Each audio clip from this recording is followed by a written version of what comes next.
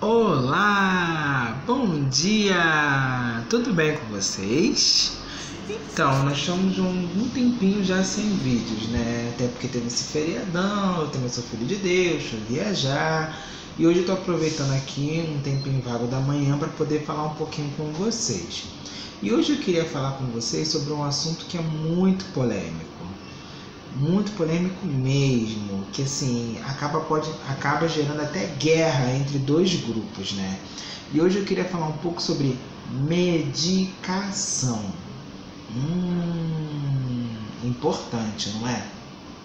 Então vamos começar, né? Você tá lá com sua criança, você vai no médico, no neuro, no psiquiatra infantil e de repente ele vai lá, fala sobre o diagnóstico, fecha o diagnóstico, pega aquela folhinha amarela e prescreve um monte de vitaminazinhas. E aí você, como mãe, às vezes, né, que a grande maioria não questiona, a maioria não fala nada, o médico é ele, né? Ele estudou para isso, ele sabe o que está fazendo. E eu queria começar falando com vocês quem é que realmente necessita de medicação, ou quais são os casos que são necessitantes de medicação. Então não é porque a criança é autista, ou TDAH, ou tem DI que ela precisa de medicação, não, tá? Então não é só o fato dela ter uma síndrome, comprovado que ela tem uma síndrome, que ela precisa de medicação. Medicação geralmente é para crianças que não dormem, ou têm um sono muito, mas muito inquieto. E quando eu digo medicação, eu não faço só das alopáticas, né? Que são essas manipuladas pelas drogarias e tal. Eu digo até em questões naturais mesmo. Quando a criança não dorme, quando a criança tem muita estereotipia e essas estereotipias acabam atrapalhando ou até gerando um transtorno para a vida da criança. Quando a criança é agressiva, se autoagride ou agride aos outros, quando a criança é muito desorganizada, né? Quando a criança tem epilepsia, que muitos autistas e TDAHs podem ter, né, convulsões, e às vezes a convulsão não é aquela que a gente está acostumado, que é da pessoa cair, da pessoa revirar os olhos, enrolar a língua. Tem muita convulsão que é mascarada por um comportamento, né? Ou então a pessoa convulsiona dormindo, não precisa ser uma convulsão febril, é necessário de medicação também.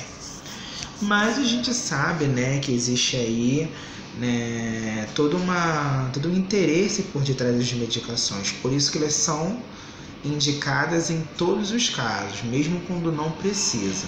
Alguns profissionais que já têm se colocado, já têm militado a favor da não medicalização, ou então da medicalização natural.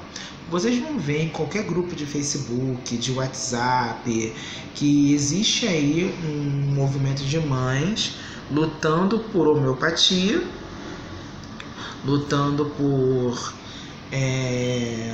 suplementos vitamínicos que sejam de forma natural, o ômega 3, o óleo de avestruz, a cannabis, que são fontes naturais que tendem a ter menos efeitos colaterais sobre a vida das crianças.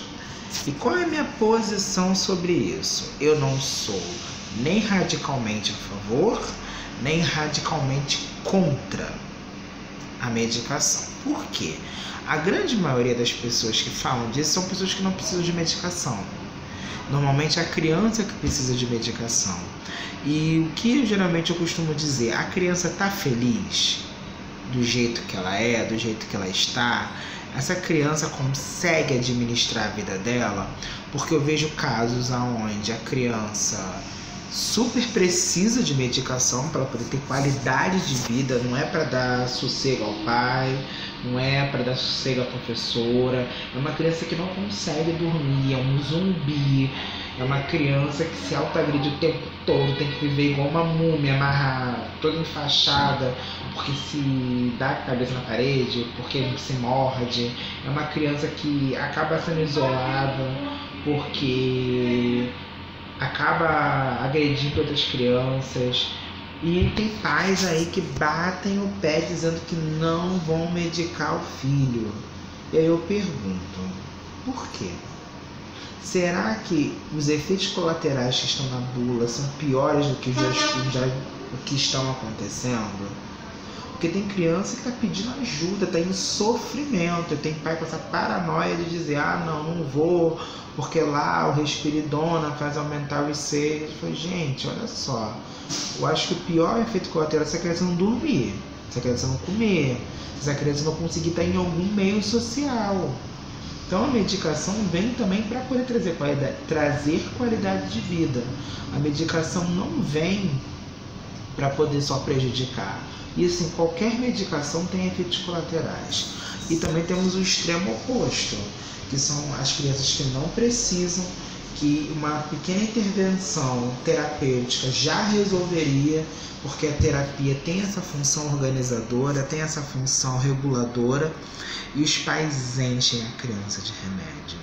Para cada comportamento, para cada coisinha, é aquela tentativa, é aquela vontade inconsciente da pílula mágica. Ele vai tomar esse remedinho aqui, ele não vai acordar autista, ele não vai acordar TDAH. E não é assim. Mitos sobre a medicação. Meu filho vai ficar dopado. Não vai. A não ser que a dosagem esteja mais alta do que ele precisa. Muitos desses remédios são estimulantes, não são calmantes.